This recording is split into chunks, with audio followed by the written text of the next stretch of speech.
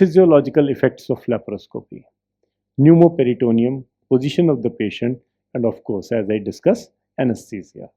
All these play very important part. So pneumoperitoneum we have discussed. Let's go there ahead. Now, effects on pneumoperitoneum on the respiratory system.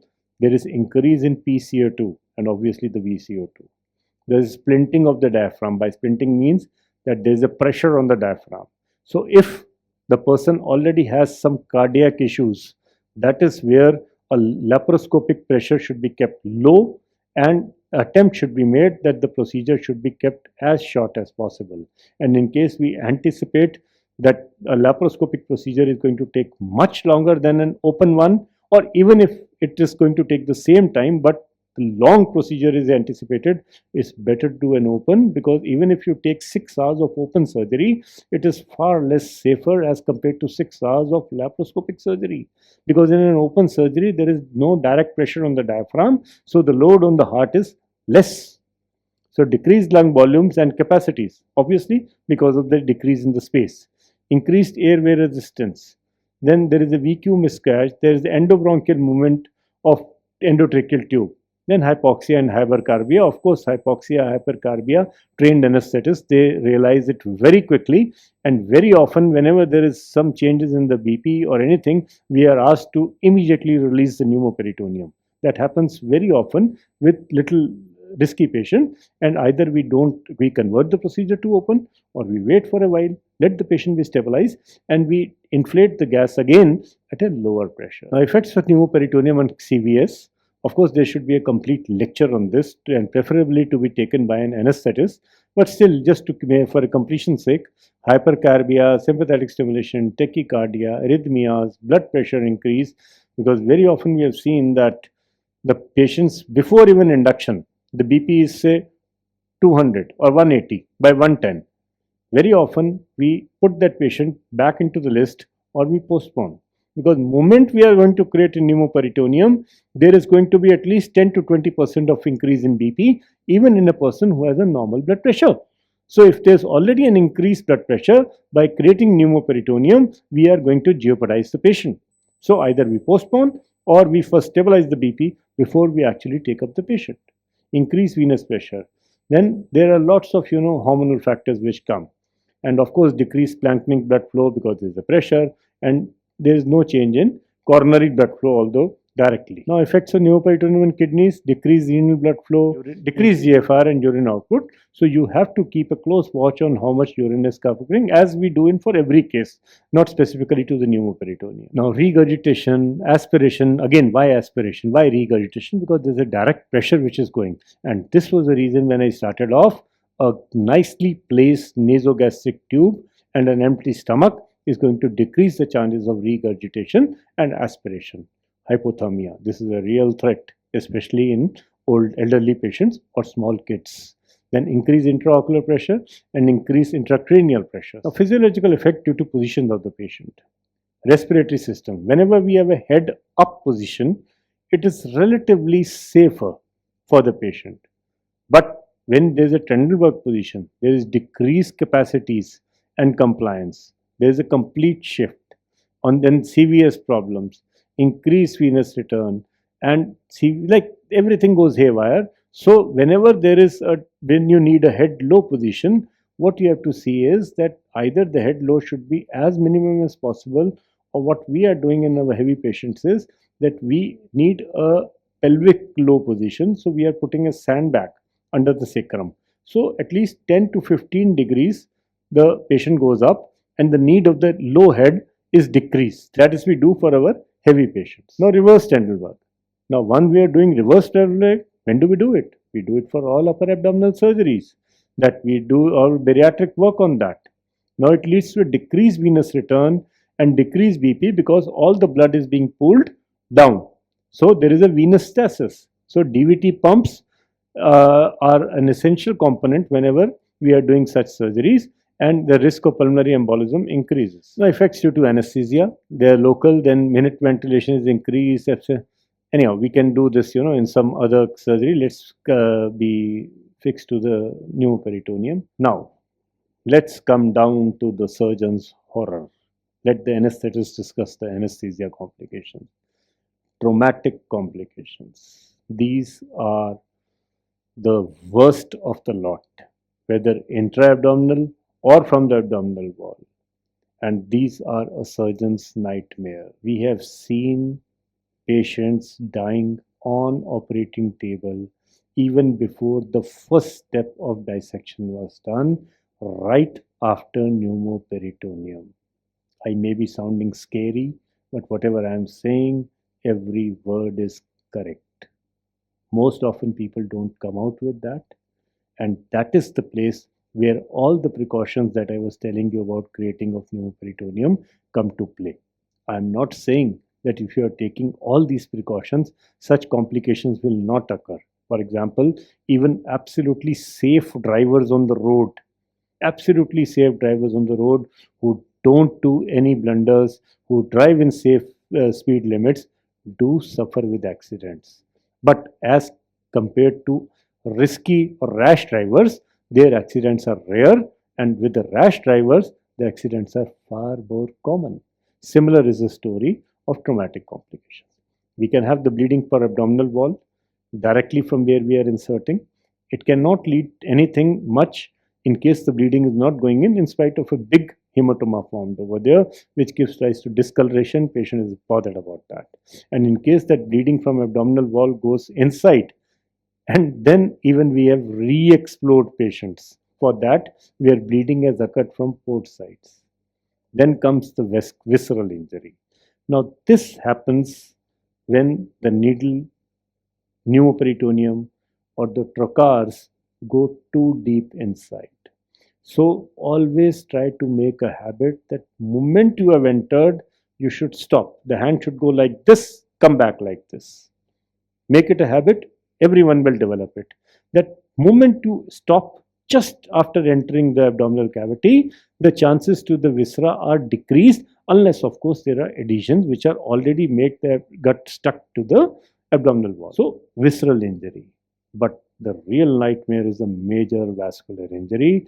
This occurs in children, this occurs in thin patients because already the abdomen is small. You have taken a varus needle or you have created a pneumoperitoneum directly by trocar. That is why I say that I am not a great fan. There are many people who take, like the way I said, needle, they create a blind pneumoperitoneum by a trocar. Now the disadvantages. See, for example, you injure something with a needle.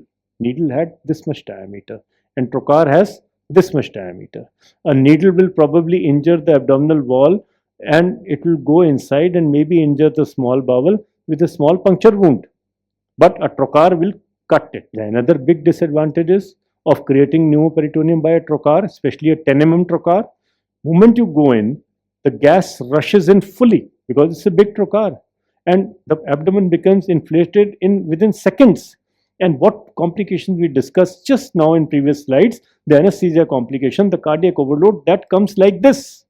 And patient is at times having a standstill. And immediately the gas has to be released. But supposing we are doing an insufflation with a pneumoperitoneum with a varus needle, all that can go is 2.5 to 3 liters a minute.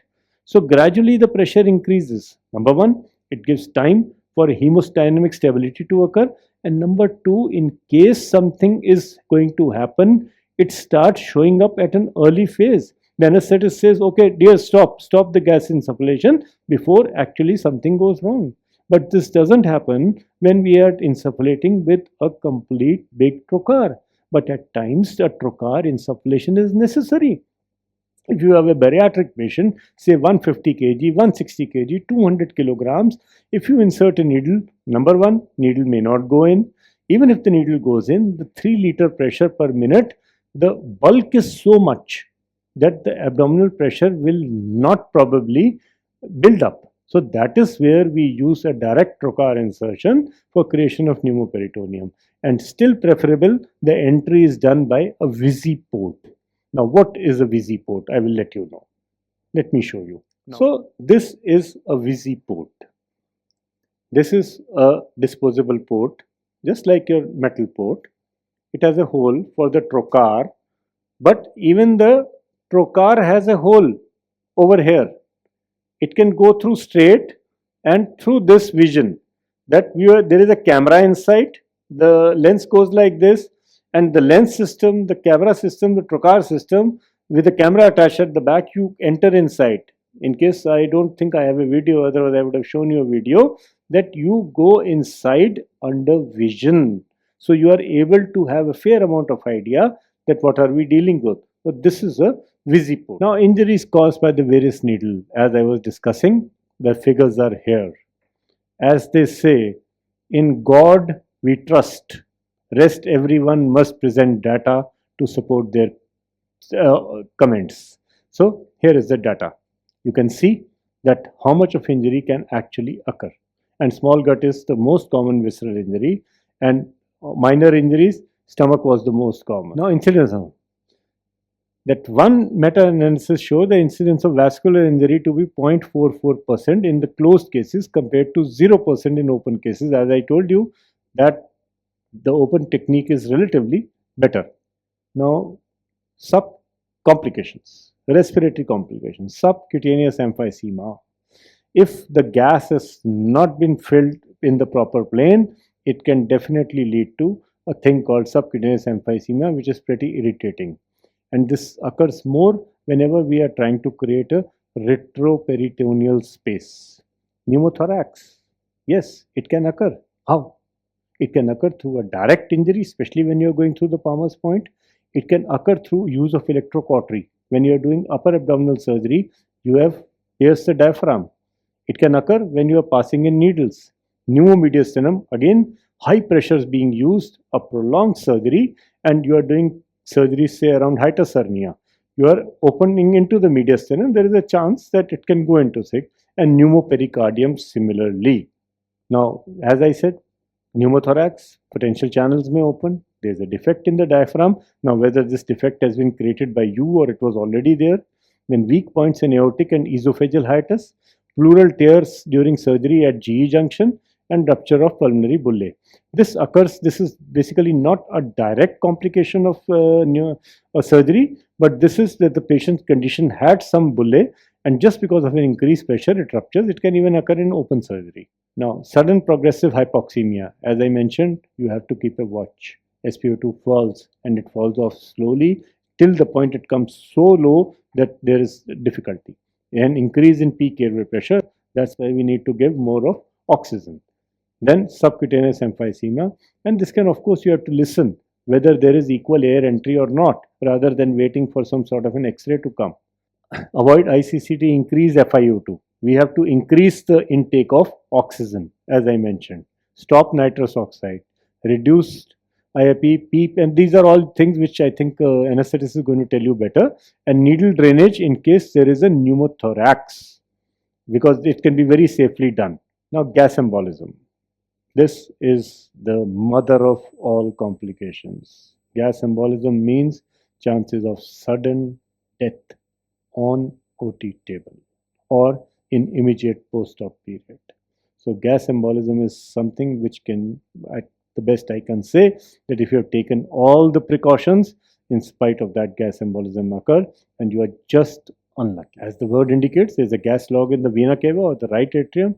There is tachycardia, there is sudden hypotension, there is hypoxia, there are arrhythmias, ECG changes, absolute circulatory collapse, and delayed recovery, and at times there is a complete neurolytic paralysis. Diagnosis, Millwheel-Vermer, aspiration of gas through there, but basically the situation where you have to diagnose a gas embolism should not be allowed to come.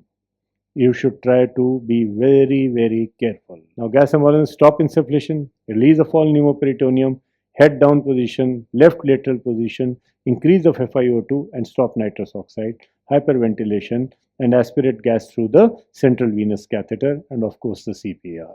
Now, cardiovascular, arrhythmias, change in heart rate, change in BP. These are very common. Arrhythmias, change in heart rate, change in BP. Arrhythmias means like extra beats coming up, not proper VTAC or something like that. But change in BP, change in heart rate is an extremely common thing with pneumoperitoneum, and most trained anesthetists are able to handle it very nicely, and they don't let a situation of circulatory collapse come up. Now, CVS, prevention management. Treat CVS problems preoperatively. Select your patients. In case the cardiac thing is not optimized, first optimize it, only then take up the patient for the surgery. Avoid excessive intra-abdominal pressure. As I mentioned right in the beginning, please try to operate at the lowest possible pressure. Say 10, say 12. 99% of surgeries can be finished off at a 12 pressure.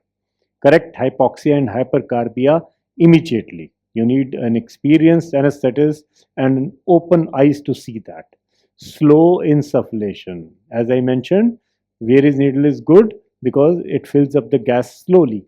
And even if you are using, say, a trocar, don't let it go at a very high speed. You can, even with a trocar, you let it go at, say, 1 liter, 2 liter per minute, and then gradually increase the flow rate. Correct hypovolemia. A good amount of fluid should be given. Slow, gradual change in position, and avoid halothane. Halothane, of course, is not used anymore at good centers, so this is just for completion. And then, of course, there are the drugs. Now, complications. Aspiration, hypothermia. They are a word in itself. Everybody is understanding what it means. Now, this is where we have finished. But before I finish, I would like to tell you something more about this. Moment we have created a pneumoperitoneum, the you have to inspect the first port that goes in, inspect the area around before changing the position of the patient. Let me repeat for clarity. Moment a pneumoperitoneum is created, you put in a vision scope. Rather than my practice is that your scope, till your vision system is not ready, pneumoperitoneum should not be created. It's not like that. First we are creating pneumo, then somebody is bringing the camera, then somebody is bringing the lenses. No, no, no, that is not to be done. First the vision system has to be ready, then you create pneumoperitoneum, because in case there is any traumatic injury, we can go in safely, simply, quickly and have a look at it. So once pneumoperitoneum is created, go in with the lens, look in an area beneath it, whether there is any blood, whether there is any bile, whether there is anything else which shouldn't have been there. Then you change the position of the patient. How does it make a difference? For example, when you went in with a Vari's needle, you punctured small bowel. And of course, the punctured wound was very small. It did not, release a lot of bile or something like that. And before even having the first look, pneumoperitoneum created, change the position, head up or head low. That bowel loop is going to slip out.